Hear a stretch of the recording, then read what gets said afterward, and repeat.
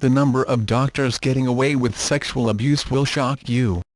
Have you ever been abused by a doctor? Please take our anonymous survey here. When you put your body in the hands of a doctor, there is an almost innate sense of unspoken trust. But according to a chilling new report by the Atlanta Journal-Constitution, that trust is being widely abused. For their investigation, the AJC analyzed more than 100,000 documents alleging sexual misconduct and abuse by thousands of doctors dating back to 1999. In one of the documents, female patients accused a male doctor in Texas of fondling their breasts and pressing his erection against them during exams. In another, a female doctor was accused of performing genital exams on patients who were under anesthesia for ear, nose, and throat procedures.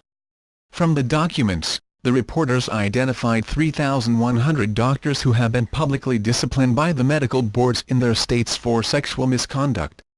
A hefty 2,400 of those medical professionals were penalized for violations having to do with patients. The rest were accused of crimes including possessing child pornography and sexual harassment of employees. And of that 2,400 charged with patient violations, half are still practicing today. WTF. In addition to these grim facts, the issue of sexual misconduct in medicine is largely going unaddressed. According to the report, only 11 states require hospitals to contact the authorities in cases of abuse. Instead, medical boards often wipe records and send doctors found guilty of sexual crimes to therapy.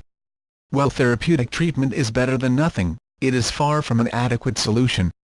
The AJC likens their findings to the systematic and often ignored legacy of abuse by priests.